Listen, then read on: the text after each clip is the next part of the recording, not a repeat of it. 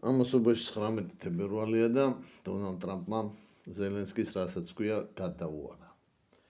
სანამ ყურებას გააგრძელებთ, დალაიქეთ ვიდეო, გამოიწერეთ ჩემი გვერდი და გააკეთეთ დონაციები.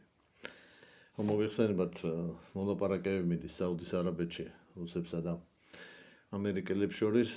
მარკ რუბიო და სერგეი ლავროვი ხელმძღვანელობენ დელეგაციებს. საკმაოდ ხანგრძლივი შეხვედრა იყო, 4 საათზე მეტი გაგრძელდა. შემდეგ შეხვედრის შემდეგ რუბიომ აღნიშნა, რომ კარგი შეხვედრა იყო და ეს შეხვედრა დიდ პერსპექტივებს ხსნის ამ ორ დიდ ქვეყანას შორის ურთიერთობების სხვადასხვა გეოპოლიტიკურ საკითხებთან დაკავშირებით.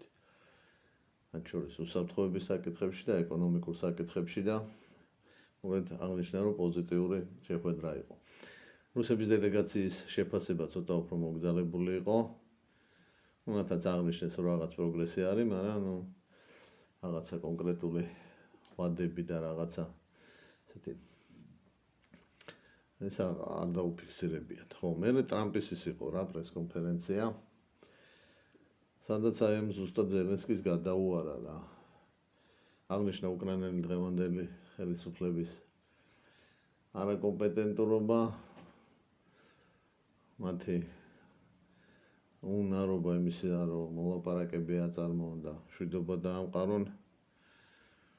თქვა, რომ ჯერ კიდე წლების წინ შეიძლებოდა ამ კონფლიქტის მოგვარება თან ისე, რომ ტერიტორიებსაც არ დაკარგავდა უკრაინა.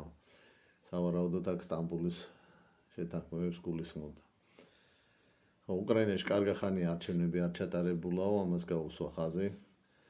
ზელენსკის 4%-იანი რეიტინგი აქვს. ეს საიდან მოიტანა არ ვიცი. გამოკითხვებით 50-ზე მეტია და ტრამპმა 4-ია. არჩევნები ჩასატარებელიაო, მოკლედ.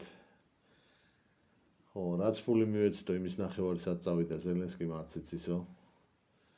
და ეგ ამბავი გაარკვიოსო.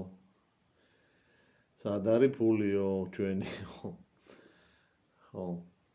მოკლედ თუ უნდა რომ მოლაპარაკების მაგიდაზე მოხდეს უკრაინაო, არჩევნები უნდა ჩაატაროს, ამას ხაზი გაუშვა.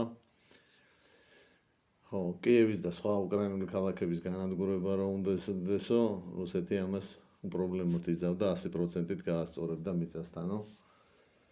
უბრალოდ არ უნდაო. და კიდე აღნიშნა, რომ სავარაუდოდ თვის ბოლომდე პუტინს შეხვდება. აი ესეთი ამბებია მოკლედ.